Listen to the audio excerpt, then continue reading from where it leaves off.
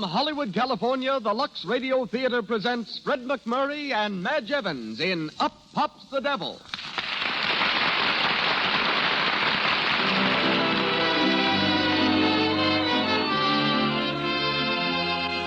Lux presents Hollywood. Or perhaps I should say, you present Hollywood. For your loyalty to our products makes this program possible. Heading tonight's presentation are Fred MacMurray and Madge Evans. Our guests, Jimmy Starr, ace screen columnist, and Howard Greer, internationally famous dress designer. Our music is directed by Louis Silvers, while the entire production is under the personal direction of Hollywood's most eminent personality. Ladies and gentlemen, Mr. Cecil B. DeMille.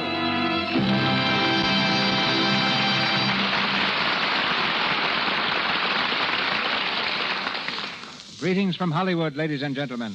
For years, the motion picture business has had its unwritten laws, an invisible code authored by experience and enforced by tradition. For example, it's become almost dogma that if a film isn't an immediate success, it never will be. That the public will stay away from pictures about religion or Hollywood. That anyone achieving success in Western films will fail in all other kinds. That a star who has slipped can never stage a comeback. That no one famous as a child can ever duplicate that fame as an adult. The exceptions to all but the last unwritten law have been many. But the only girl I know, renowned as a child and again as a leading woman, is Madge Evans. In films since she was 3 years old, her star has never waned. Though born of English parents, a world-famed artist not long ago termed her the typical American girl, which in her case means a girl with ash blonde hair and gray-green eyes who weighs 116 pounds, owns 3 dogs, and reads and walks for recreation. We hear Madge tonight as Anne Merrick, and Fred MacMurray as Steve, her husband. Fred is dividing his time these days between Paramount Studio, where he's playing opposite Carole Lombard in True Confession, and the home which he's recently purchased in Brentwood Heights. Give Fred some time off, and you're pretty sure to find him skeet shooting or improvising tunes on his old love, the saxophone. From the original New York cast come Janet McLeay as Luella May Carroll and John Marston as Gilbert Morell. On to the play. The Lux Radio Theater presents Up Pops the Devil by Gilbert Hackett and Francis Goodrich, starring Fred MacMurray and Madge Evans.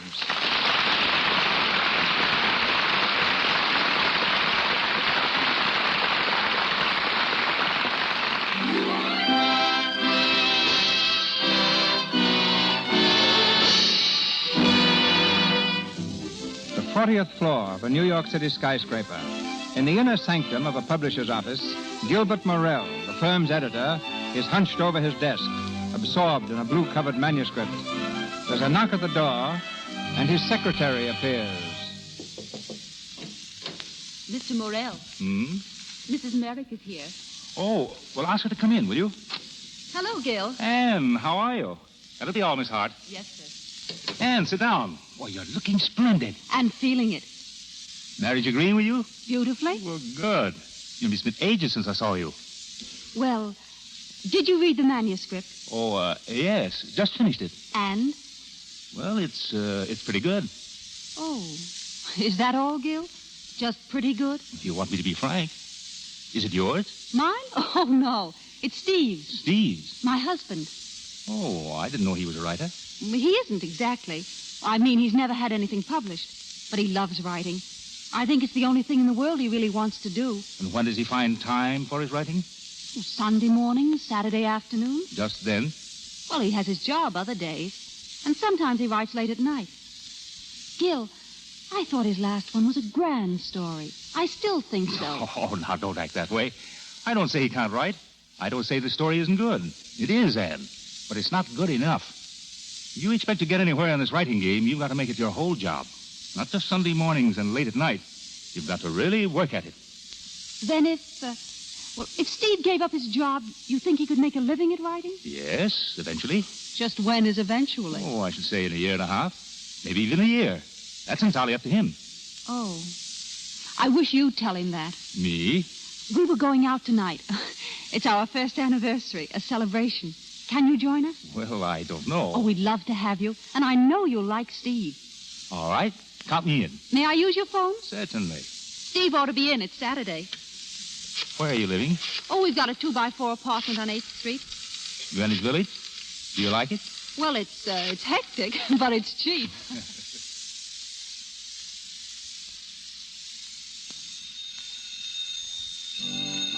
Love Edward. Hello, you can't. Hello? Hello, yes, this is Steve. Oh, hello, Ann. What? Danger. Oh, well, wait a minute. You do think so? Hey, take it easy, will you, Biney? Hello? Yes, that's the piano. It's Biney and George. They just dropped in. I said it's Biney and George. Hey, Biney, will you lay off a minute? Hello? Yeah, I said it's... Oh, hello, Ann. How are you? Yeah, that is, I was working until these two lease breakers came in. Oh, yeah, I like that guy. I'm insulted. Come on, Bonnie, let's go home. Not after that. I'm going to heckle him. Okay, darling. You coming right home? I'll hop in the cab then, huh? All right. Goodbye, darling. It's a fine thing. A couple of bosom pals drop in to congratulate a guy on his first anniversary, and what happens? You could die of thirst while he makes love to his wife. It's depressing. I'm sorry, George, but Saturday's my afternoon at the typewriter. You fellas should have let me know you were coming. How's the new novel, Steve? Rotten, thanks. I wrote a novel once, but I left it laying around the house, and my wife threw it out. She thought it was trash. Yeah, she was probably right. Right. The best things you ever wrote, George, were the movie reviews for the Examiner. Remember them? Yeah. The picture at the Circle Theater this week is first-rate entertainment. But the stage presentation, conceived and executed by Biney Hatfield, is truly a sight. Mm-hmm. The exit march was enjoyed by all. I miss those, George. You ought to go back to being a critic. Yeah. I ought to go back to being something. Hey, look, fellas, I hate to bust up the reminiscences, but Ann and I were figuring on a little celebration, and... Come in. Everybody's welcome. Hey, shut up, will you? Oh, hello. Oh, I hope you'll forgive me for breaking in on you like this, but I'm in terrible trouble. Well, what's the matter? I wonder if you could help me. There's something upstairs in my room. What is it? I'm just terrified. Well, what is it? I think it's a bat. Oh, a bat. Mm-hmm. It flew in the window, and I'm just so scared. Well, where is your room? Right upstairs. I left the door open. Yeah, it's a good idea. It'll probably fly right out again. Oh, hello. Hello. Do you really think it'll fly out again? Oh, of course. I wouldn't worry about it if I were you. I'm such a baby. If it got in my hair, I'd just naturally die. Oh, but bats don't get in people's hair. When it flew in, I thought, oh, what'll I ever do? And then I thought of coming down here and asking you. I hope you don't mind, but I almost feel as if I know you. I mean, we've passed each other in the hall so often. My name's Luella. Luella May Carroll. How do you do? How do you do? You're Mr. Merrick, aren't you? Yes? I know. I've seen your name on the doorbell. Well, if you're sure it's all right for me to go upstairs again... Oh, I think so. Well, goodbye. Goodbye. Goodbye. Bye. Bye. Well, now, what would you call that? That, my friend, is the pretty little girl upstairs. She has bats. And I know where. Come on now, fellas, clear out for a while, will you? We'll meet you at the Savoy at 7. Who's we? Ann and I. We're celebrating, and you're both invited. But no tucking your napkin under your collar, Barney. I can fix that. I won't wear a collar. How about you, George? Can you make it? Me? Oh, no. No, I've got to get back to Westchester. The little woman's invited half of Park Avenue up for cocktails. Oh, well... Thanks just the same. Say, I've got to beat it. Just about got time. So long, Barney. So long. So long, Steve. Someday I'll take a day off from the wife, and we'll get together for a real time. Okay, so long, George. Well, there he goes. He used to be a real guy, that fella. Look at him now. Running home with his tail between his legs. Today's the first time I've seen him in months. Yeah, it's the first time anybody's seen him since he married the Steckel Millions. You know, it's a darn shame taking a fella like that and trying to make a pink tea expert out of him. He could really write once. Why didn't he keep it up? No incentive. The guy's being supported, and he knows it. Anyway, she makes him spend most of his time being social. She certainly got him licked. I tell you, a man's got to feel important. He's got to have the little woman waiting at home for him, telling him how grand he is, and asking him for car fare. How do you know, bachelor? I look at guys like you. Well, take a look at the outside door, will you, Barney? I've got some work to do before Ann gets home.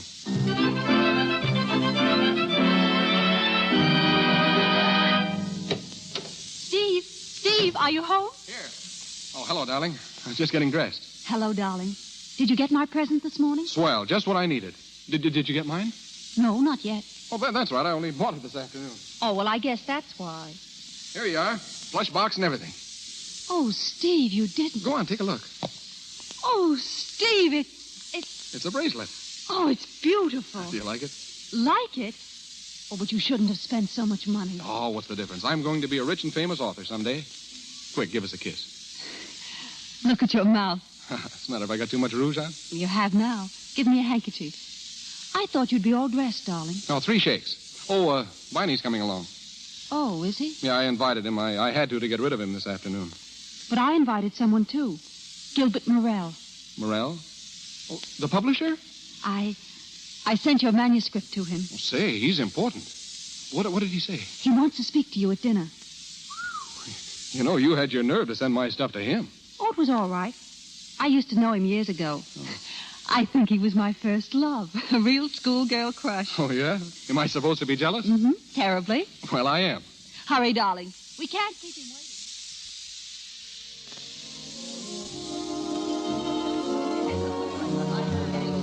And that's what I told Anne. A year and a half. It's up to you, Steve. You could do it, Steve. I know you could. But it would have to be all writing, Steve. Nothing else. No other job, huh?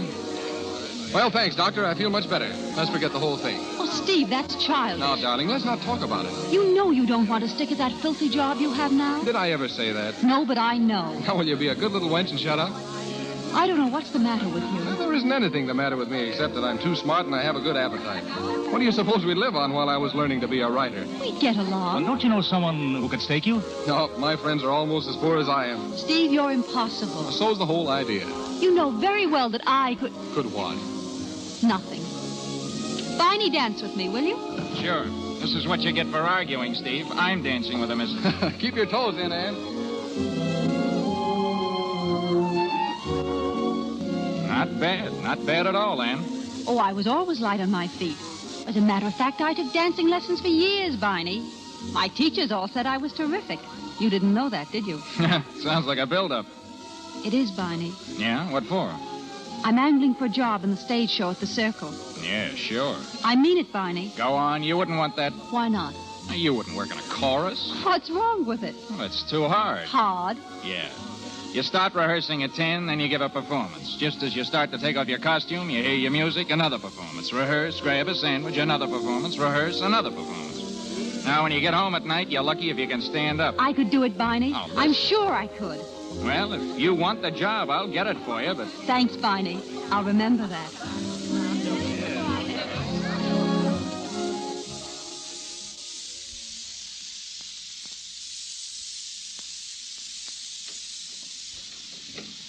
Watch out for the footstool, honey. Oh, well, it's small, but it's home. Turn on the lights, huh? Here, I'll take your wrap. Thanks. I still say you're going to write a grand book someday, Steve. My best critic and severest friend. He's nice, isn't he? Gilbert, I mean. Swell. I used to be crazy about him. I still think he's pretty grand. Whoa. He said such nice things about you. He said you could write. And now I want to tell you something. Oh, going to work on me again, huh? Yes. Darling, are you still happy? You know I am. They say the first year is the hardest. Can you believe it's a year? Seems like 10. What? I mean 7. What? Well, 2 weeks, but you're getting it for a bargain. This is the day we were going to decide things. Yes. Any complaints? Plenty. What? Well, you never ask me where I've been. You're not jealous. You don't nag. And above all, you look too pretty in the morning. I'll make a note of that. Must nag, mustn't look pretty. But in spite of that, I'm hooked for life. Have you any complaints? Yes, one. Shoot. I want you to do what Gilbert says.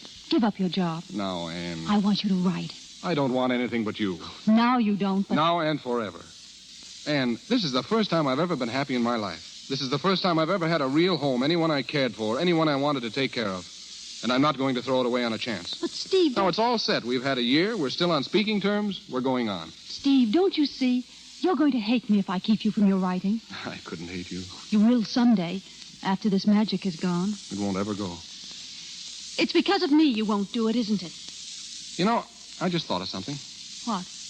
You've got the loveliest smile. Answer me, Steve. What? It's because of me you won't give up your job. Because I'm dependent on you. Well, yes. Then I'll have to leave you. I'd like to see you try it.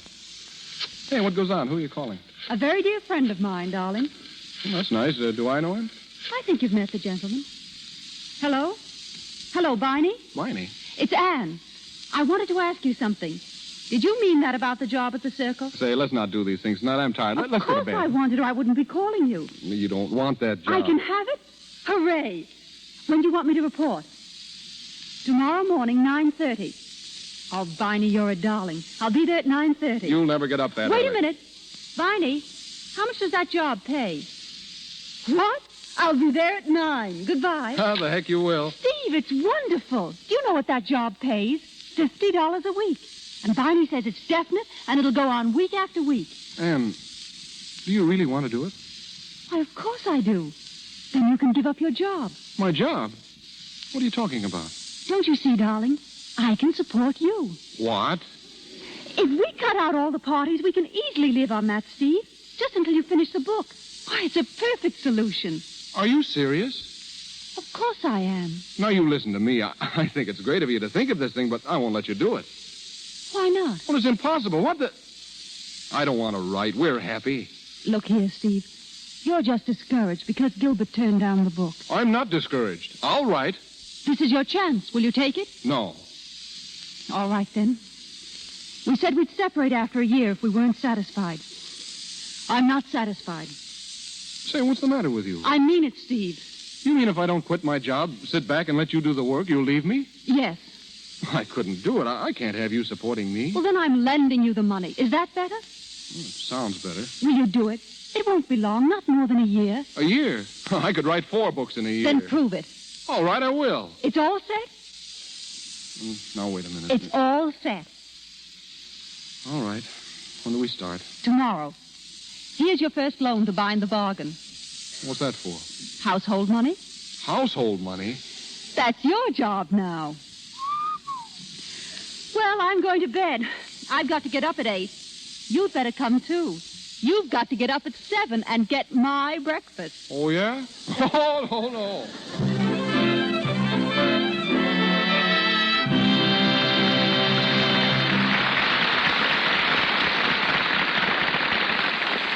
The Lux Radio Theater's production of Up Pops the Devil continues in just a moment. In the meantime, we take you to the dormitory of a Western college, to the attractive room of one of the girls who happens to come from Hollywood. A large parcel post package lies on the desk. Why, Jeannie, what do you care what's in my package? Well, I'm hungry. And I thought maybe there was something to eat in. Oh, you greedy little thing. This isn't food at all. It's something to wear. Well, next to food, I like clothes. Come on, open it and let me see. Oh, all right. But you open it if you want to. Oh, Marcia, look. It's some new undies. Oh. Gee, they're lovely. I never saw anything so beautiful. I didn't expect these. Why, they're just like those of Mother's I liked so well. And look, there's something else tucked down here in the box. A big package of Lux Flakes. Uh-huh. Isn't that a surprise? Oh, no, not exactly. Mother always sends Lux along with anything special, just to be sure it gets the care it deserves. She doesn't realize how fussy I am about always having Lux on hand to protect my undies and sweaters and things. Well, why should you worry? You never wear your things out, and anyway, you have so many. Oh, Jeannie, don't be silly. I want to keep my things nice looking just as long as I can. That's why I always Lux them. Well, these things are so exquisite, I'd be afraid to wash them at all. But haven't you heard the slogan, anything safe in water is safe in Lux? Mother says that's because Lux Flakes haven't any harmful alkali. When you come to Hollywood, you can ask her. She'd love to tell you all about it. Mr. DeMille takes us back to our play. We continue with Up Pops the Devil, starring Fred MacMurray and Madge Evans.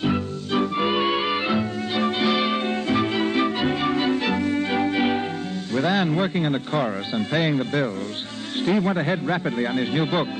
But now, after 4 months, the situation is beginning to pall. It's late afternoon, and Steve at his typewriter is trying vainly to concentrate, interrupted repeatedly by the routine of housekeeping.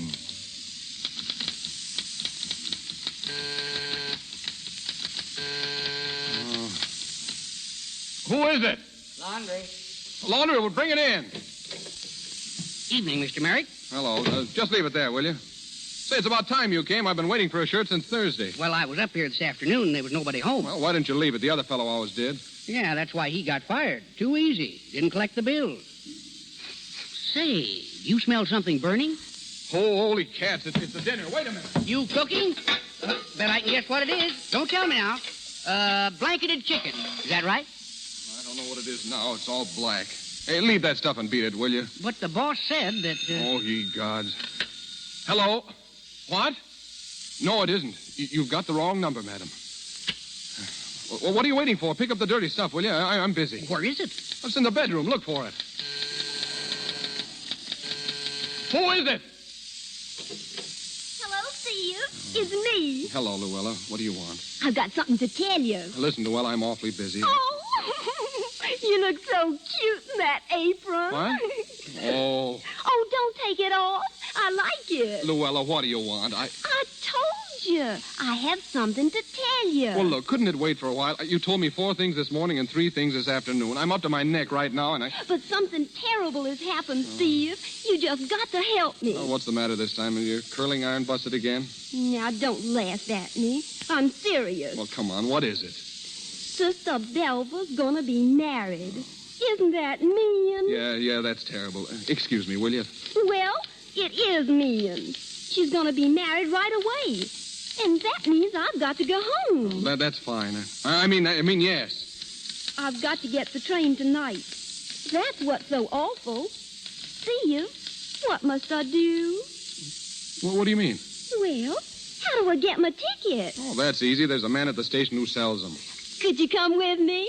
I'm sorry, Luella, but I couldn't make it now. I'm as busy as a dickens. Oh, Steve, you never do anything I ask you to. You never take me anywhere. Now, Luella, please, can't you see I'm busy? Oh, all right. Should I come back later? Yeah, do that. Goodbye, Luella. Goodbye. See you later. Yeah, I guess this is stuff you mean. Huh? Why, the dirty laundry. Is this it? Oh, yes, that's it. Leave the clean stuff by the door. Sorry, mister. I got orders not to leave this laundry until you pay what you owe. Oh, yeah, I owe you a couple of bucks. $10.25. What? Why, you ain't paid a cent in a month. Oh, all right. Come back tomorrow. Sure. I'll bring the laundry back then, too. Oh, hey, wait a minute. Leave me one shirt, will you? And have 'em fire me? Mm-mm. So long. So long, Shylock. Oh. Hello. No, madam. No, madam. I've told you 7 times this is not Jake's Delicatessen store. Oh. Go away! Go away!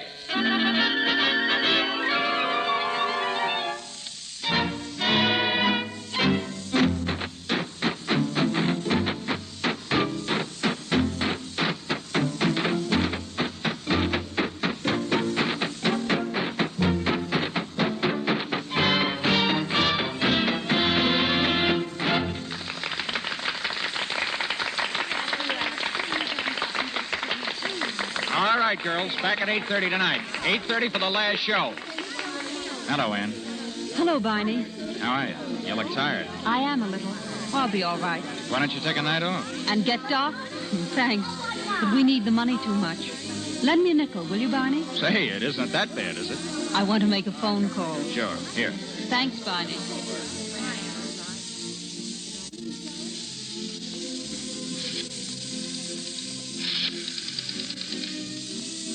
Hello? Is this Dr. Coyle's office? Dr. Coyle, please. Hello? This is Mrs. Merrick again, Doctor. Just about the same. Will you be in for half an hour?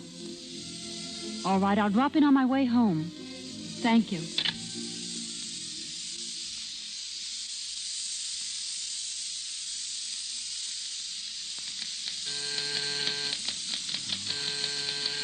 Who is it?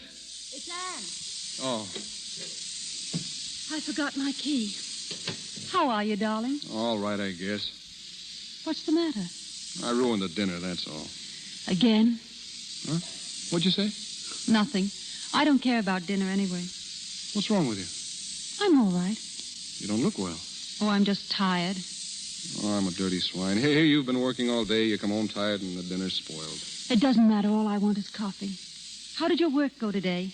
Oh, fine. I worked hard. That's grand. Everything's going along all right now. I'm glad. I'm such a fool. I get so terribly anxious, Steve. Oh, why? Well, I want you to finish this. Gee, I'm going to. Soon? Sure, I'm shooting right ahead now. Where is your work? Oh, never mind about that. Come over here and... Steve, What? is this all you've done? One page? Oh, holy cats, yes, that's all I've done.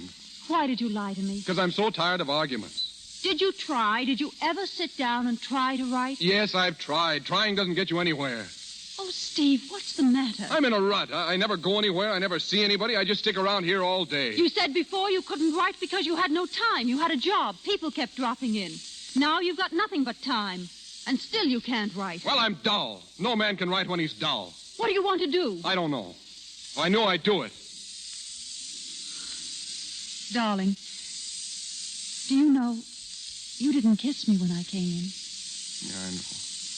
This whole business has gotten under my skin the last few weeks. It's made it impossible for me to be close to you. Is that it? I just wondered, because I haven't changed.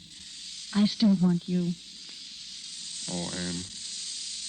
I'm sorry I spoiled your dinner. I wasn't hungry. I'm just an egg. You're a swell egg.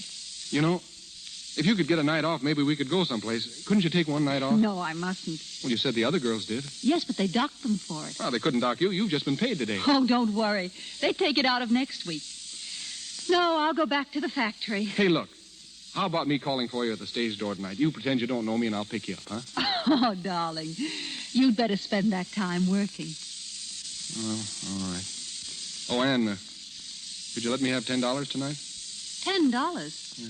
That's a lot of money, Steve. I know. Well, take it out of the household money. There isn't any. Oh, don't be silly. I put $28 behind the clock last Saturday. Where did it go? Well, the milk bill, the butcher, the grocer, and the laundryman, and... Listen, will you let me have $10? What do you want it for? If I could only have some money without having to account for it, I'm only borrowing it. But we're spending more money than we make, Steve. We've always spent more than we make, and we're still alive, aren't we? I think the best plan is for me to keep the money and pay the bills. Where do I come in?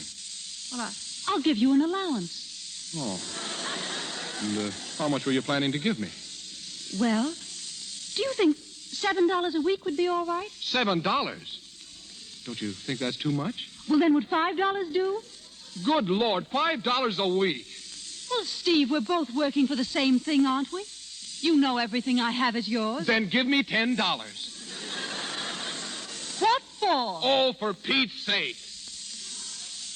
Here it is. I don't want it. That's childish. Well, let's not talk about it. All right, it's there on the table. I've got to go. Anne, what time are you coming home tonight? Right after the show, of course. Why? You were late last night.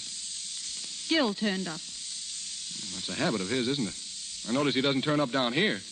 He doesn't want to interrupt your work. My work. A lot he cares about that. Oh, darling, please. He's crazy about the first chapters you sent him. Yeah, he must be. Steve, what makes you act this way? Oh, I'm sorry. I don't know what to... Where'd you go? Out for a sandwich and then to his place. Alone? Should I have had a chaperone? Well, if it's just the same to you, I wish you wouldn't. A little over a year ago, you wouldn't have said that, Steve. Well, we weren't married then. You're my wife now. Oh, I see. Well, I need some diversion after working. Work? You call that work? You try hanging around this place all day, never going anywhere, never seeing anyone. Seems to me Luella's here enough, keeping you from your work. What? Does she know how things are? What do you mean? That I'm working so you can stay home and write? Of course she doesn't. Then I'll tell her. What are you trying to do? That girl doesn't mean a thing to me. You know that. But she's the one person left who doesn't know I'm being supported. Can't you leave me one person who's got some respect for me, even if it's only someone I pass in the hall? You made me a fool before everyone else. Made a fool of you? I'm just trying to make you amount to something. Stevie, won't you please take me to the... Oh. Hello, Luella. Anything I can do for you? I just wanted to ask Steve something. I'm such a baby. I don't know what I'd do without him. And I've got to go home tonight. Back to Villeport. Sister Belva's being married. How nice. Couldn't you come to the station with me, Steve? I'm sorry, Luella. I told you. Just to the ticket office. Those men are always so cross. I'm afraid he can't. Steve's got to work tonight. His publisher is waiting for him to finish his book. Oh. Wait a minute. I think it would be fine, Luella. What? I'd be delighted to do it for you. Oh, I see. Well, I've got to go. Good night, Steve. You'll find your allowance on the table. Good night. Allowance? What did she Shut need? up. see you. All right, I'm sorry. Let me alone, will you? I'm sorry, too. I guess I've kept you from your work lots of times. Thank you. And goodbye. Goodbye. Wait. You're not going yet. Oh, I must. You're not. I haven't got my reservation yet. Well, forget it. I'll see that you get your ticket, and I'll put you on your train. Oh, Stevie, could you? Of course I could. But first of all, we're going out on a party, a grand farewell party. What do you think of that? Oh, that'd be marvelous.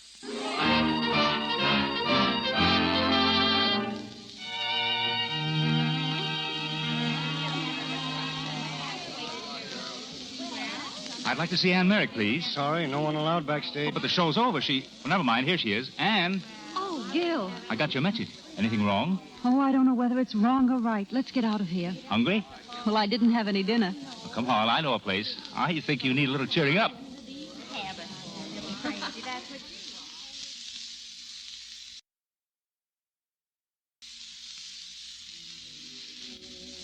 That's the story, Gil. Oh, I shouldn't have done it, I guess. He's probably sore at me. I can't blame him much. Yeah, well, I'm afraid this arrangement is getting under his skin. You know, Steve's always been on his own, done as he pleased. Now that he has to account for everything... Up pops the devil. Yes, it's too bad. I don't know if I should tell you this. Steve asked me for an advance last week. He did? It was okay. But when he heard it had to come out of my own pocket, he turned it down. Gil, that's the sort of thing that scares me. I give him money, and not for everything. What does he do with it?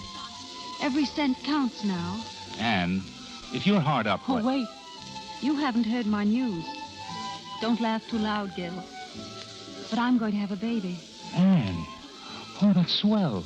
Oh, that's grand. I just heard the glad tidings this evening. It sort of knocked me for a loop. Does Steve know? No. I'd like to see his face when you tell him. But I'm not going to tell him.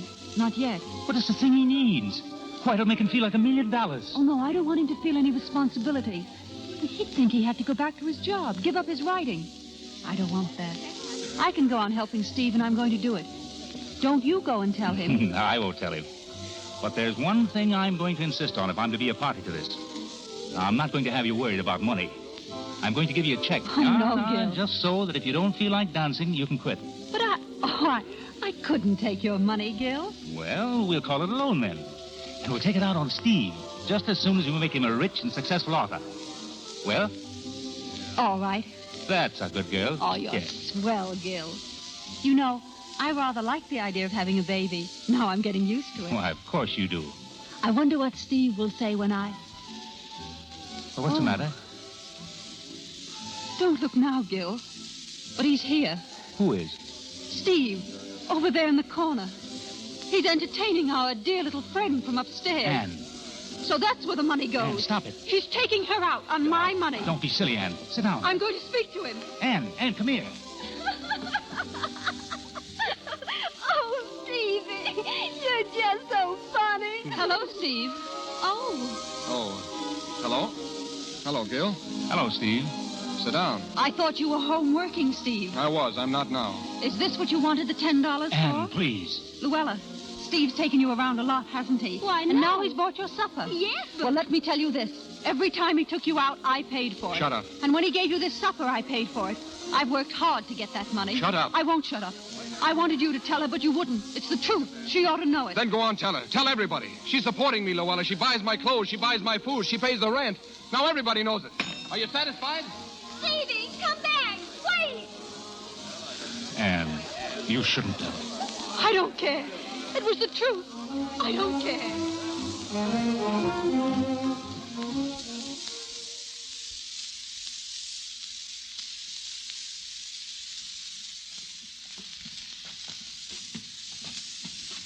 All right. All right. Thanks for bringing me home, Gil. Good night. I'll call you in the morning. Steve. Oh, I'm glad you're here. I won't be for long. Where are you going? I want to tell you something. Haven't you said enough? All I want is to get out. Steve, I want to tell you something important. There's just one thing I want to tell you. That supper tonight was the first money I ever spent on Luella. Then what have you done with the money? Well, if you must know, I've been paying installments on your anniversary present. When I bought that bracelet, I didn't know I wasn't going to have any money of my own. That's why I didn't tell you. I didn't want you to know you were paying for your own present. I knew I could pay it back, and you're going to get it back, every last cent of it. I'm going to get a job and feel like a man again. Oh, you can't go back to that job again. You can't. Anything would be better than this. You don't think I can do anything. You don't believe in me. Don't believe in you. After all I've done for you, after I nearly killed myself working so hard. Oh, if it was so hard, why didn't you quit? Because I couldn't. Why couldn't you? Because you had to support me. Well, you don't have to support me. I've made money before, and I can make it again. You don't have to go back to that job. Here's your check. You don't need that job. What check? Well, it's an advance on your work. Gilbert gave it to me tonight. Here. Yeah? He wouldn't give it to me. I asked him. He said any money would have to come out of his own pocket. Steve, I want to tell you something. You think I'm a fool? This check is made out to you. What do you mean? It isn't for me, for my work. He gave it to you. Girlhood crush, huh? Get out. You were up at his place. You've been sneaking out with him every night. Get out. I'm making the money. This is my place. And if you don't like what I'm doing, you can get out. Yeah, that's swell. Go on back to your job. Be a nobody all your life. A nobody? A nobody? That's what I've been for 4 months. Cooking, sweeping, answering bells, having to beg you for every nickel. That's what I've been, a nobody. And I'm sick and tired of the whole business. We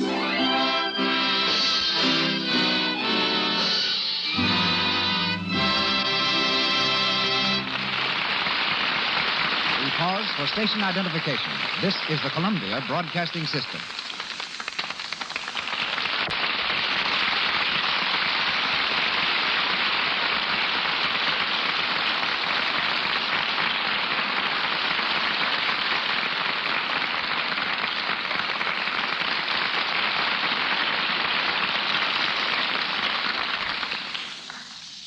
Pausing between scenes of Up Pops the Devil, our trip to backstage Hollywood finds us meeting Jimmy Starr.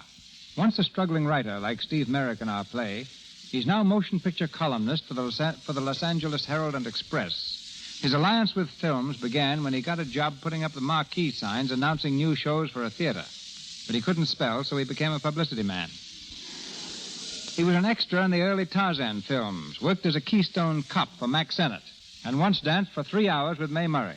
Jimmy originated the full-page idea for Film News, and I'm giving him his chance now to originate something on the air. I was hoping you would extend that dare, Mr. DeMille.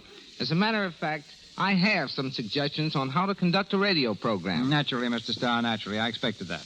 Remember, we have millions of listeners, and I don't want anything to happen that would offend them. I know. I'm not exactly picking on you, Mr. DeMille. It's guys like Winchell and Fiddler. When they start dealing out news about Hollywood, they miss a chance to tell the story the way it should be told over the radio. After all, we're dealing with sound. My idea is simply this. Now, suppose Simone and Gene Markey really got serious. I'd explain it with something like this.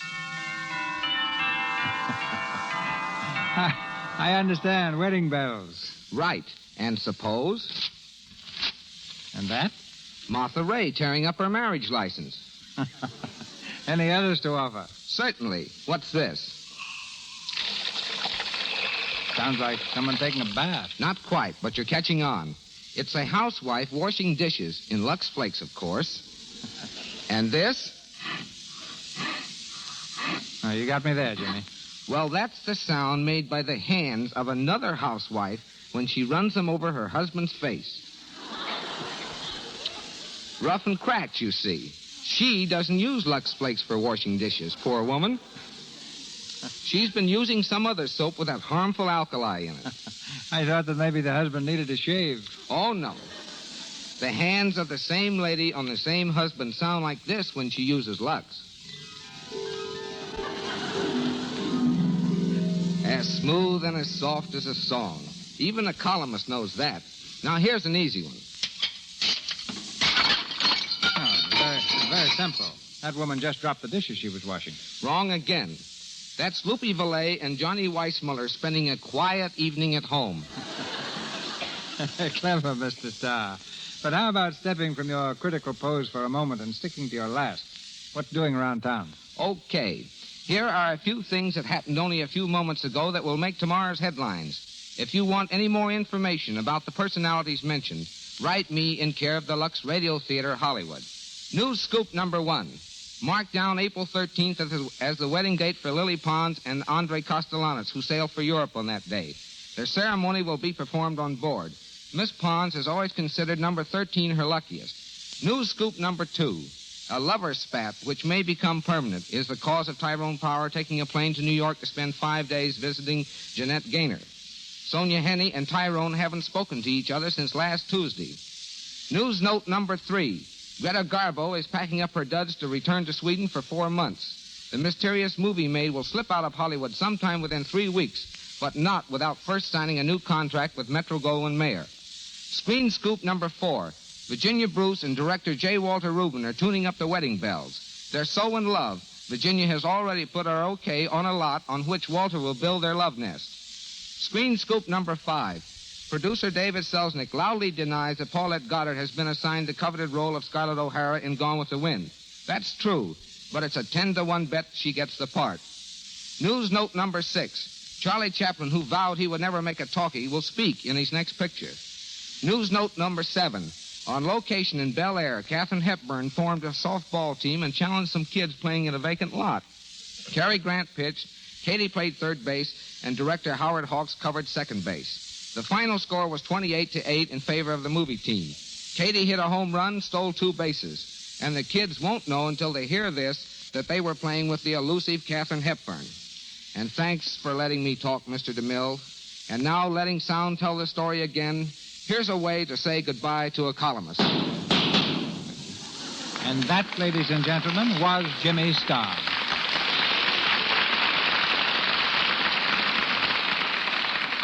And now back to Fred MacMurray and Madge Evans and Up Pops the Devil.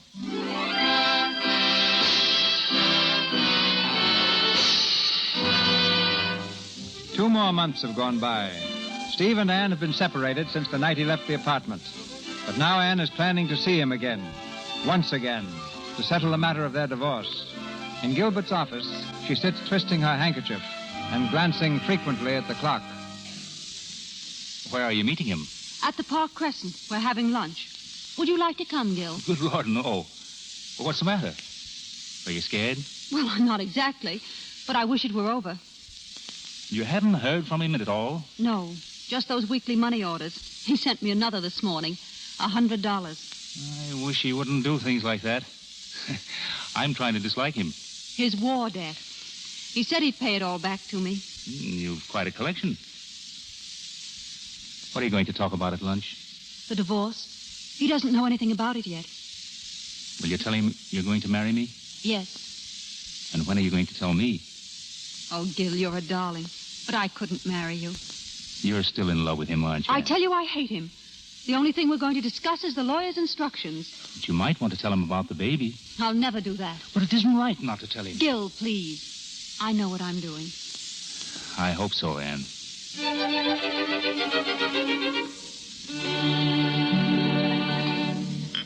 Would there be anything else, sir? I don't think so. Anne? Nothing, thanks. Yes, ma'am. Well, enjoy the lunch? Yes, thank you. I hear you're not at the Circle anymore. No, I left a few weeks ago. I was glad when you sent for me. I'd have sent for you sooner if I'd known where you were. Was there anything special you wanted to see me about? Yes. It's about the divorce. Divorce? What divorce? Ours. I went to see a lawyer. Wait a minute. What is it? Do you mean this? Yes, Steve. A lawyer? Well, Anne, how could you go to a lawyer? What did you expect me to do? Well, it's just you and me. What's between us is nobody's business. Unfortunately, when we got married, it became the state's business. Anne, this is you and me. You can't act like this. It's a shame, isn't it? So much easier just walking out. Can't we settle it between ourselves? Well, we could have if we hadn't been such fools as to have gotten married. Well, it wasn't marriage that made us unhappy. It was me. I'm sorry, Steve. I lost my sense of importance. I couldn't write. I couldn't do anything. You could fight, though. Oh, of course I could fight. I was just trying to convince myself I was somebody. I had to fight. Can't you see that? It didn't matter about what. It did to me. And... Well, I guess that's all. And you're leaving me for something I said when I was so mad I couldn't see straight.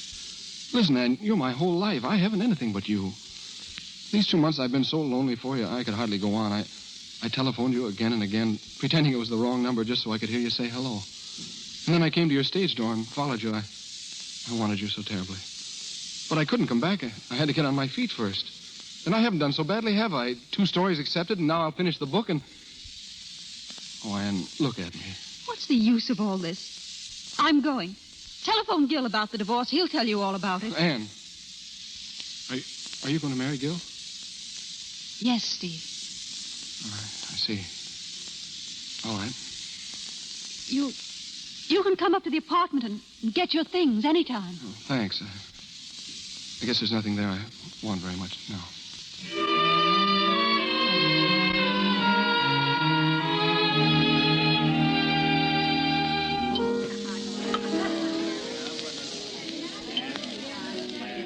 Give me another one of those, will you? Sure. Hey, Steve. How are you? Oh, hello, Barney. Where you been hiding? I've been around. Yeah? Funny I haven't seen you. I just came from the apartment. Went up to see Anne. Oh, yes? I haven't seen her since she quit the show. She got another job, Barney? Huh? Well, I don't think so. What'd she quit for, then? Huh? I said, why'd she quit the show? Don't you know? How should I know? Well, if you don't know, I don't know. How was she, Barney? Okay. Gil Morrell was up, too, for a while. Yeah? He came to say goodbye. Yeah, to who? Say, what is this? To Anne. To Anne? Yeah, Morrell's going to Europe for a couple of years. You're crazy. How do you like that? I'm crazy. You mean he's really going? If he isn't, he's an awful liar. Alone? I guess so. Why? Let me out of here. Hey, where are you going? So long, Barney. Hey, what's the matter with you? I'm crazy. Hey!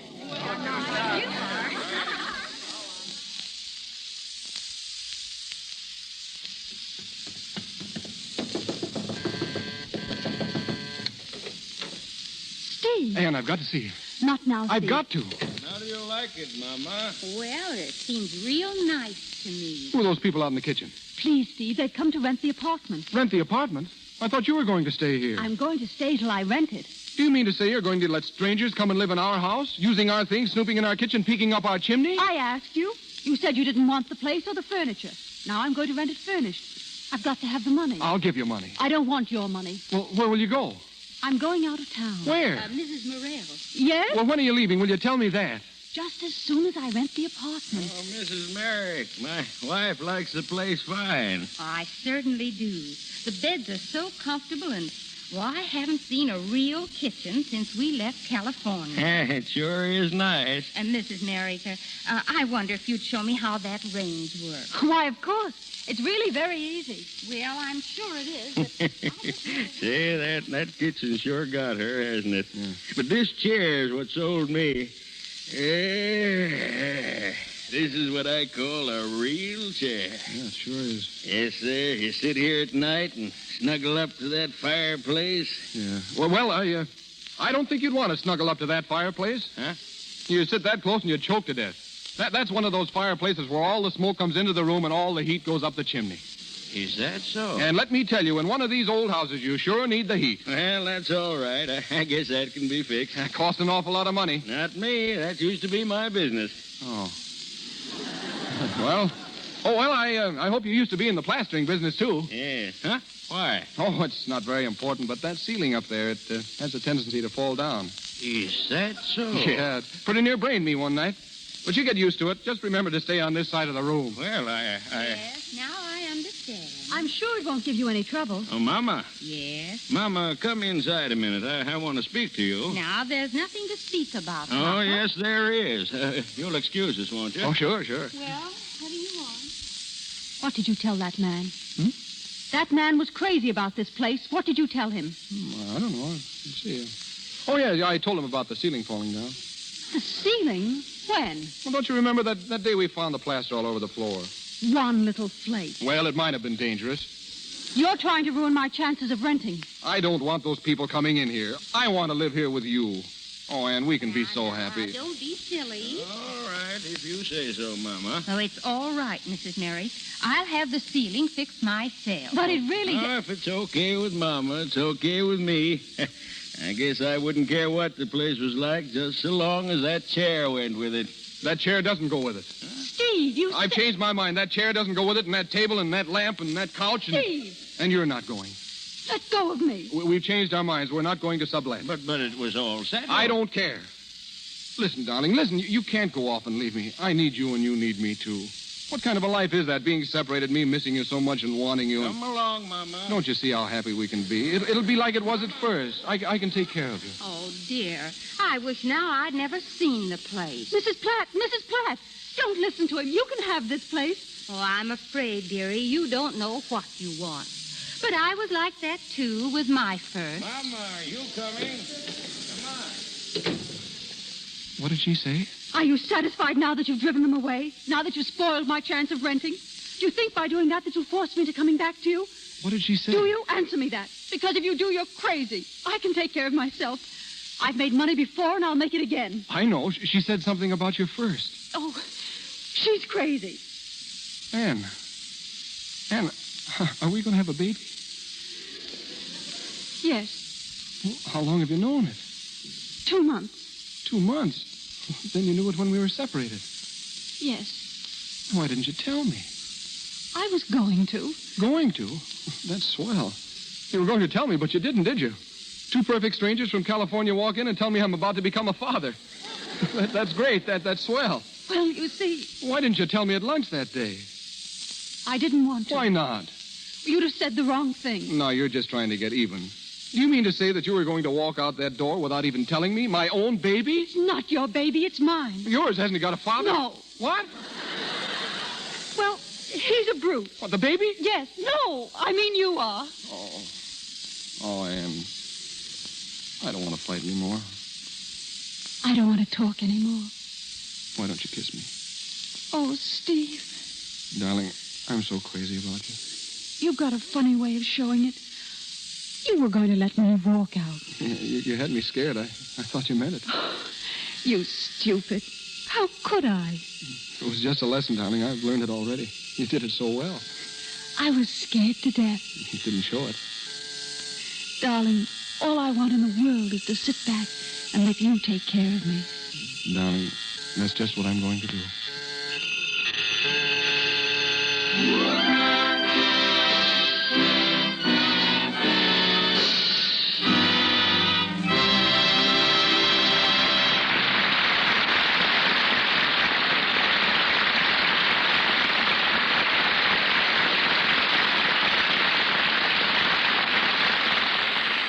Up Pops the Devil is ended, but our stars pop up again a little later. Now a moment with Howard Greer, owner of one of the most exclusive dress shops in the film capital. If he'd not been a machine gun corporal during the World War, he wouldn't be here tonight talking about clothes. When the war ended, he took the first job he could get. It was with Paul Poiret, the famous French designer. And today, the ex-machine gunner ranks among the world's foremost stylists. Mr. Greer's clientele has included practically every Hollywood star since the days when Clara Bow was popularizing the third-person neuter and Norma Shearer was making cowboy films. Prior to opening his shop, Mr. Greer worked for me, and I was never sure whether it was because or in spite of me that he left pictures for his own business. The truth of the matter, Mr. DeMille, is simply this. I'd much rather make clothes for off-screen wear because private clothes provide the advantage of an added dimension. Once in a while, I do get caught in a picture, however. At the moment, I'm making the clothes Katharine Hepburn will wear in her next film. What do you think, Howard, is your most original contribution in designing costumes? Well, back in the days when sound first came in, dresses made out of taffetas and beaded materials made so much noise they interfered with the dialogue. So I took a chance, designed an evening dress out of wool. And no one was more surprised than I when, 6 months later, Paris came out with a complete line of woolen evening gowns. Today, however, sound has been so perfected that we can use all types of materials without encountering any trouble at all. Well, the current issue of Life magazine showing the popularity of white fox furs is another proof of your ability to set styles. The present popularity of white fox is practically the result of a panic.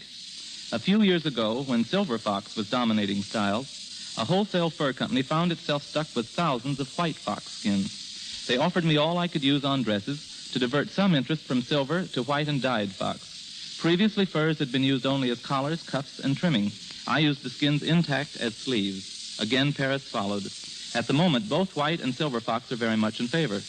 Incidentally, the first suit showing silver fox sleeves is one I happened to make for Tallulah Bankhead to wear in her play Reflected Glory. So maybe Miss Bankhead really started the present fur-sleeve vogue. For women who want to learn what's going to be worn and how they can apply those ideas to themselves, I know of no better school than the screen. And, like the screen, if you don't mind my saying it, the sponsors of this program are doing a fine service in helping women to be better dressed. Their product, Lux Flakes, is the best I've ever encountered for keeping all washable material, no matter how fine, looking like new so much longer. My advice is to buy fewer but better clothes. If they're washable, take care of them in Lux Flakes, and you'll find in the long run you'll be spending much less money and will look more attractive. Your recent showing of fall and winter clothes, Howard, was one of Hollywood's important events. What are some of the style highlights it indicated? Well, in the first place, it's going to be a more colorful season. Street dresses will be the shortest in 10 years, with straight lines and square shoulders. Shoes are apt to be ankle height. You'll see a new type of glove allowing plenty of room for rings, with the 3 smaller fingers all in one compartment, something like a mitt. At least I hope you'll see it because I invented it. Hats are madder than ever, and anything goes. Box coats will be exceedingly popular, and colors for all clothes will be warmer and more vivid. Lines for evening are simple, but fabrics are extravagant and luxurious. And last, the zipper fastener will be used for everything, even the most delicate kind of evening dress. But now I think I've held things up just about long enough. Thanks for listening. Thank you.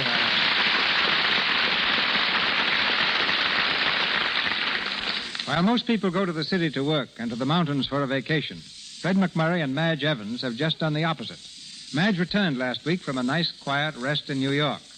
And Fred has been in the San Bernardino Mountains working on his new film. Which only proves again that the movies are a tricky business. You know, just before I came here tonight, I was working on the set of True Confession and thinking how mad we must appear to people who happen to drop in and hear the language of motion pictures. You mean our dialogue? No, I mean a conversation like this. Look out, Fred. We're going to kill that baby and put a silk around the broad. We'll drop that gobo over your head and don't look at the blimp. Just make sure you're behind the 8 ball. The average person needs an interpreter on a movie set. And perhaps we should explain that in screen language, when you kill a baby, you merely turn off a small spotlight. And the silk around the broad is a diffuser hung in front of a wide rectangular light. While a gobo, for those who are interested, is an oblong shield that keeps light out of a camera lens. The blimp being the padded camera covering that deadens sound, and the 8 ball simply a new type of microphone. I might add that we're not referring to food and drink when we tell an electrician to take his keg of beer and spaghetti and put them in a corner. The keg of beer is just another variety of small light, and the spaghetti, the wire cable. It's practically another language. But what about all this hard work Fred was doing up in the mountains? The story I heard was that he went to Lake Arrowhead. Yes, to go swimming. Oh, what a hardship. Well, let me explain, Madge. Arrowhead may belong to sunny California in summertime, but in October, I think the Eskimos take possession of the lake. If it was that cold, why didn't they use a double? Well, they did take a double up there, but it seems that while the double was a beautiful swimmer and incidentally is a good friend of mine, the only stroke he knew was a dog paddle. Now, suppose you tell us about that trip to New York. Oh, nothing very exciting, Fred. Just a nice change and a chance to see some of those Broadway shows. I was rather amazed to find out how many of our Hollywood neighbors are now in plays there, or soon will be. Mona Barry, Frances Farmer, Frederick March and Florence Eldridge, Ian Keith, Walter Houston and Nan Sunderland. But it's very good to be back home and to be with all of you here in the Lux Radio Theater once again. Many thanks. Good night, C.B. Good night. Good night, Madge. Good night, Fred. I'll see you behind the 8 ball.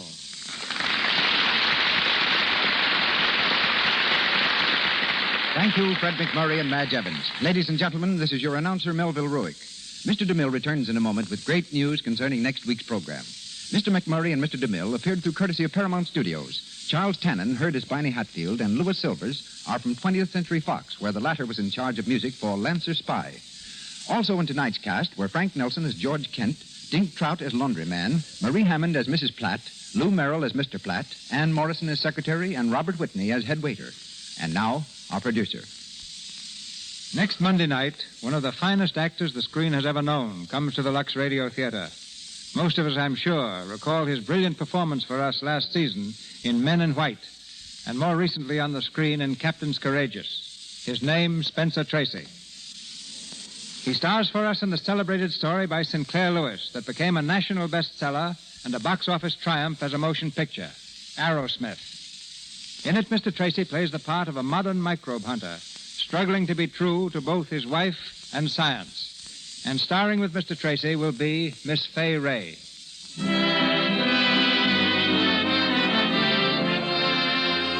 Our sponsors, the makers of Lux Flakes, join me in inviting you to be with us again next Monday night when the Lux Radio Theater presents Spencer Tracy and Fay Ray in Arrowsmith.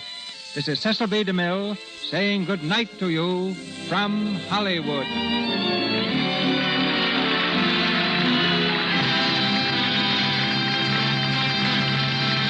Play tonight was from the original by Albert Hackett and Francis Goodrich. Danger, Love at Work, and Loveliness of You, heard during tonight's performance, were from You Can't Have Everything. This is the Columbia Broadcasting System.